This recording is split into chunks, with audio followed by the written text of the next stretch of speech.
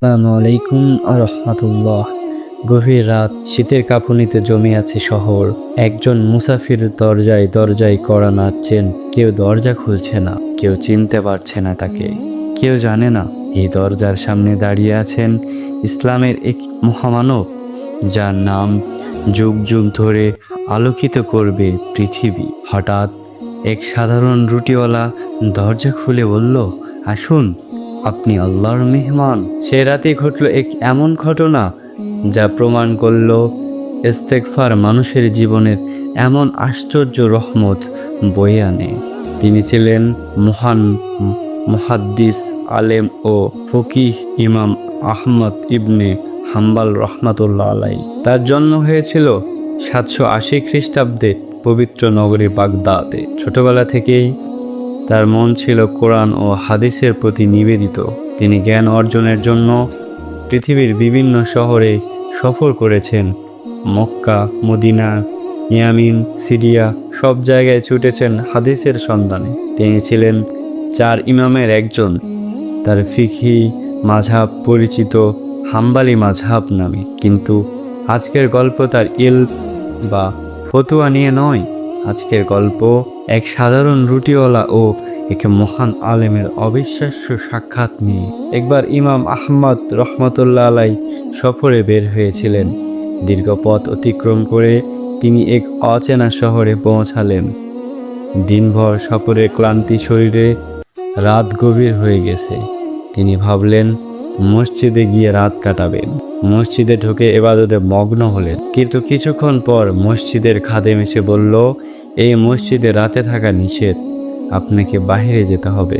ইমাম আহমদ রহমতুল্লাহ আলাই বিনয়ের সাথে বললেন, আমি একজন মুসাফির, রাতটি এখানে কাটাতে চাই।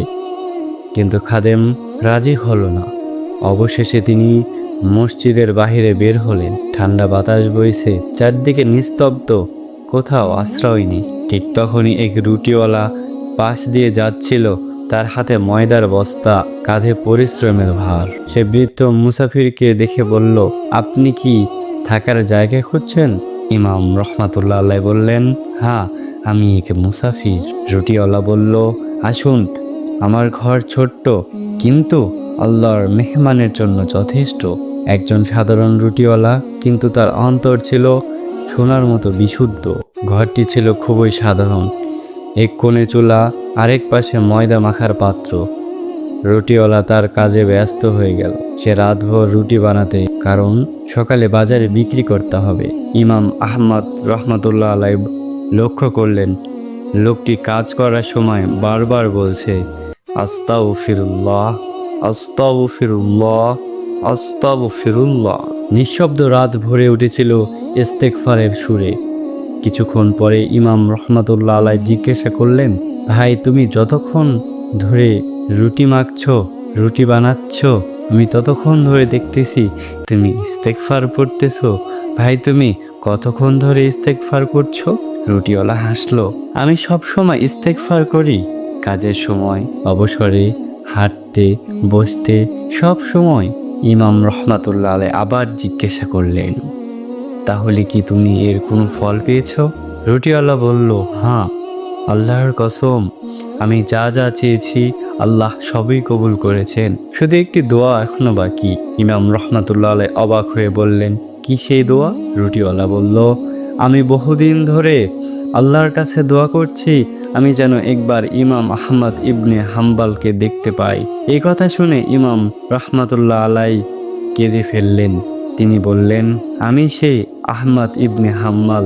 আল্লাহ তোমার ইস্তেগফারের বরকতে আমাকে তোমার দরজায় এনে দাঁড় করিয়েছেন। রুটিওয়ালা হতবাক, তার চোখে অশ্রু। সে বুঝল ইস্তেগফার কখনো ব্যর্থ হয় না। আল্লাহ তাআলা কোরআনে বলেছেন, তোমরা তোমাদের রবের কাছে ক্ষমা চাও, তিনি আকাশ থেকে তোমাদের জন্য বৃষ্টি বর্ষণ করবেন, সম্পদ ও সন্তান বৃদ্ধি করবেন। ইস্তেগফার শুধু গুনাহ মাফ করে না, রিজিক বাড়ায়, বিপদ দূর করে, দোয়া কবুল করে। এই রুটিওয়ালার জীবনের তা বাস্তব হয়ে উঠে এসেছে। ইমাম আহমদ রহমতুল্লাহ আলাই ছিলেন ধৈর্যের প্রতীক। কোরআনে মাখলুক বলা নিয়ে পরীক্ষার সময় তাকে কঠিন নির্যাতন সহ্য করতে হয়েছিল, তবুও তিনি সত্য থেকে সরে যাননি। কিন্তু সেই রাতের ঘটনাটি তাকে আরও গভীর শিক্ষা দিল। কখনো কখনো আল্লাহ তার প্রিয় বান্দাদের সাথে মিলিয়ে দেন সাধারণ মানুষের মাধ্যমে। এই গল্প আমাদের কি শেখায়? ইস্তেগফার জীবনের সব সমস্যার সমাধান। আল্লাহ যাকে চান তাকে যেভাবে চান সেভাবে মিলিয়ে দেন। ছোট মানুষ বলে কাউকে তুচ্ছ করা উচিত নয়। অতিথি আপ্যায়নতা একটি বড় ইবাদত। ভোর হয়ে গেছে, আজানের ধ্বনি ভেসে আসছে। ইমাম আহমদ রহমাতুল্লাহ আলাই বিদায় নিলেন। রুটিওয়ালা দরজায় দাঁড়িয়ে রইল। তার হৃদয় ভরে গেছে শান্তিতে, কারণ সে জানে তার দোয়া কবুল হয়েছে। আর ইমাম রহমাতুল্লাহ আলাই মনে মনে ভাবলেন, একজন সাধারণ রুটিওয়ালা আমাকে ইস্তেগফারের শক্তি নতুন করে শিখিয়ে দিল। আমার প্রিয় দর্শক শ্রোতাগণ, হয়তো আমরা বড় কিছু নই, হয়তো আমাদের ঘর ছোট, হয়তো আমাদের নাম কেউ জানে না, কিন্তু যদি আমাদের জিহ্বা ইস্তেগফারে ভেজা থাকে তাহলে আকাশের দরজা খুলে যায়। আজ থেকে শুরু করি ইস্তেগফার।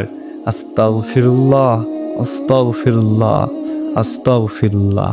সবসময় আমল করব এবং আল্লাহর পথে ফিরে আসব। ভালো থাকবো, সুস্থ থাকবো। দেখা হবে আবার অন্য কোনো ভিডিওতে। আসসালামু আলাইকুম ওয়া রাহমাতুল্লাহ।